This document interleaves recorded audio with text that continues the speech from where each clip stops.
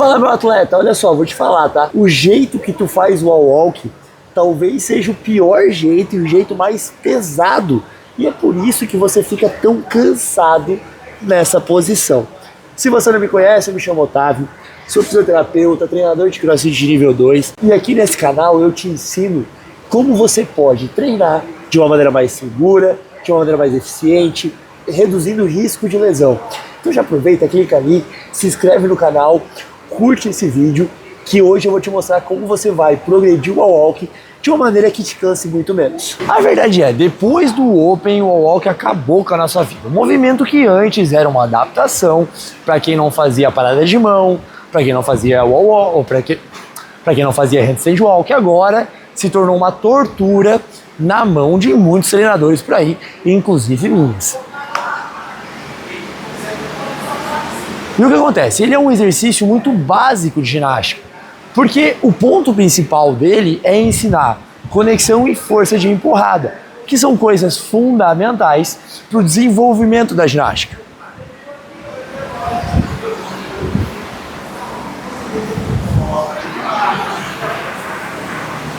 Para a gente entender a dinâmica do wall walk, primeiro a gente precisa entender questão de encaixe.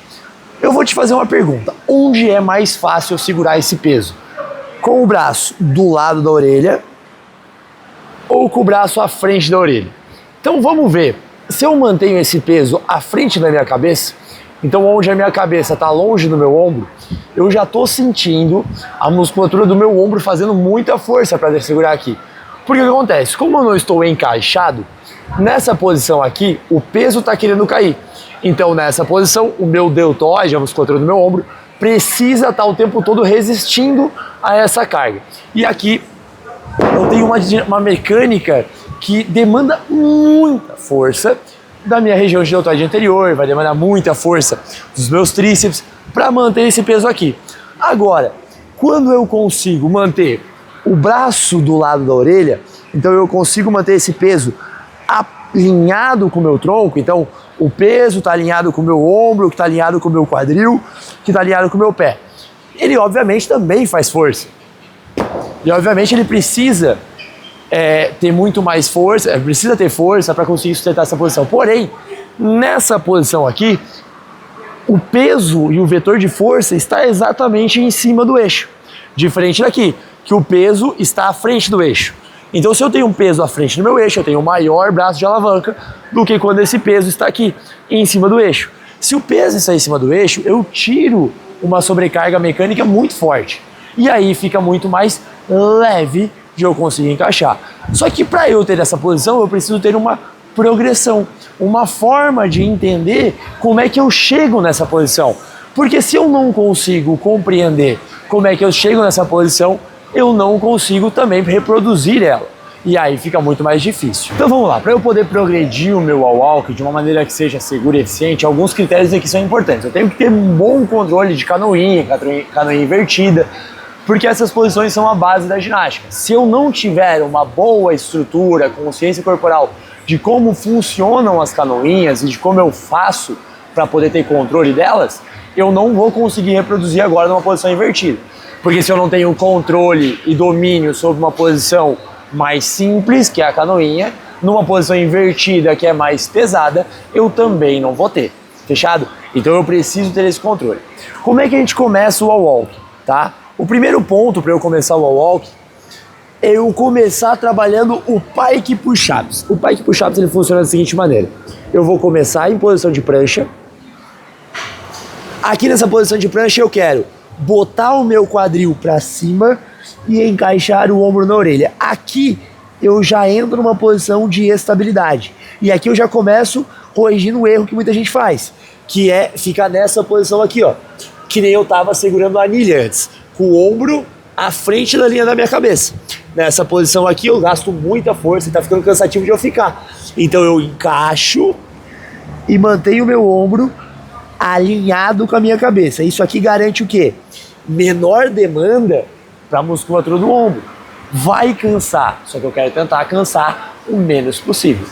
A partir do momento que eu tenho essa posição encaixada no meu ombro, agora eu vou botar um pé na parede. Então eu estou na posição de pike, e eu vou jogar meu pé lá em cima da parede, ó. Botei um pé, botei o outro. Nessa posição eu quero tentar fazer um formato de banana, ou seja, barriga para dentro, bunda apertada e ombro encostado na orelha. Nessa posição, qual que é o erro? Eu abri, ó. Aqui é muito pesado de ficar. O braço faz uma força absurda, meu core tá pesando para baixo, o que me quebra. Então se eu jogo a minha barriga para dentro, bom, e encaixo meu ombro, aqui já diminui muito a demanda, porque distribui melhor a mecânica de forças. O meu core para baixo, ele se torna uma região que estava empurrando para baixo. Se eu tenho esse controle da cadeia anterior e puxo ela para cima, esse core começa a me levar para cima também, o que diminui a demanda de queda e me ajuda a projetar o tronco para cima. O ombro encaixado na orelha gasta muito menos energia. Eu gosto de progredir, tá? Antes de começar a caminhar, trabalhar essa posição só. Se filma, olha, vê como é que tá, vê se você está no formato que é para estar, sente a mudança, abre o centro, então fica todo aberto, fecha de novo, vê a diferença das duas posições, sente a diferença das duas posições. A partir dali, o próximo passo é caminhar, porque a hora que você der os primeiros passos, você pode até buscar essa posição. A hora que você der os primeiros passos, você vai querer empurrar o chão. E é aí que começa. Porque na hora que eu vou empurrar, então eu encaixei o ombro, subi o pé, subi o outro. Eu não quero só empurrar, porque se eu só empurrar, eu vou abrir para empurrar. Então eu quero jogar o peso para uma mão e subir meu quadril. Jogo o peso para outra e subo meu quadril. Jogo o peso para outra e subo meu quadril. Eu tenho que ter essa mecânica de jogar o peso para um braço, jogar o peso para o outro, jogar o peso para o braço. O tempo todo eu estou tentando manter meu ombro colado na orelha. E aqui eu vou caminhando até chegar na posição final do walk. Para voltar a mesma coisa, ombro na orelha, ombro na orelha, ombro na orelha, ombro na orelha, ombro na orelha. E eu finalizo o movimento. Se em alguma dessas fases eu perco essa posição de centro, então eu começo a caminhar, eu não uso essa dinâmica de quadril, jogar o peso de um lado para o outro, eu não tenho controle, eu tento dobrar o meu cotovelo e empurrar, ao invés de entrar com o braço esticado, eu vou gastar muito mais energia do que eu preciso.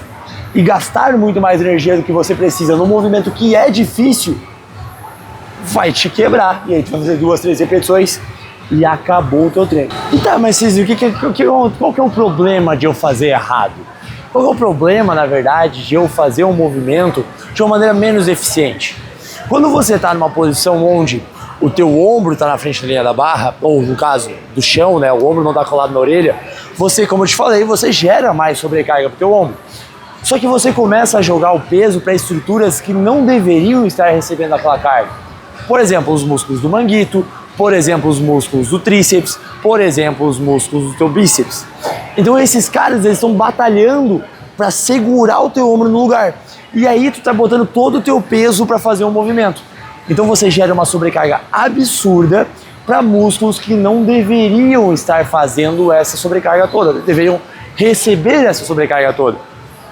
Porque o papel desses músculos muitas vezes é estabilização e não executar o movimento. E aí quando você começa a cobrar um movimento de um músculo que não está preparado, o que acontece com ele? Ele inflama. E essas inflamações dão origem, por exemplo, a tendinites, que você já conhece, a bursites de ombro, que você já conhece. Porque essa dificuldade que você apresenta para poder fechar o centro, fazer uma boa canoinha, para poder conseguir o formato de banana que eu falei, você com certeza apresenta para fazer a tua ginástica pendurado, você com certeza apresenta para quando você está estabilizando um overhead squat, porque uma habilidade complementa na outra. A tua capacidade de controle muscular na posição invertida, ela é totalmente replicável em movimentos, por exemplo, como squat snatch. Então se eu fico apoiado na minha mão e eu não tenho controle sobre o meu core, isso me diz o quê? Que quando você está com uma barra em cima da cabeça, recebendo um peso em cima da cabeça, você também não tem controle sobre o seu core. E é aí que o buraco fica feio.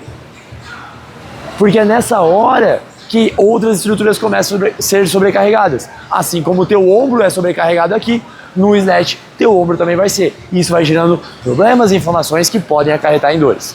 E é exatamente esse tipo de trabalho que eu faço com os meus alunos do Path Rehab.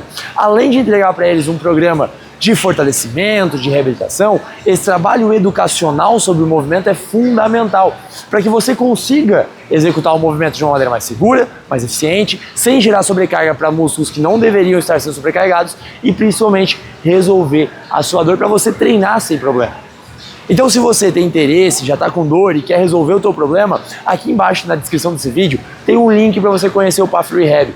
E se você é treinador e gostou dessa forma que eu observo os movimentos, essa visão que eu trago dos movimentos, você pode entrar para dentro da mentoria Treinador RX, onde eu ensino treinadores como vocês podem reduzir dores e lesões dentro do piso preto, reduzindo a chance de lesão dos seus alunos, para que eles se movimentem de uma maneira mais segura e para que eles consigam realmente atingir os seus objetivos sem se machucar. Fechado? Se você gostou desse vídeo, não esquece de deixar o like, comenta se ele te trouxe alguma visão que você não sabia ou se ficou alguma dúvida. E não esquece de compartilhar esse vídeo com alguém que pode se beneficiar. E já sabe, não esquece de seguir a gente lá no Instagram, @pergunteao.fisio, e de se inscrever no canal. E já sabe, tá com dúvida? Pergunte ao Fisio.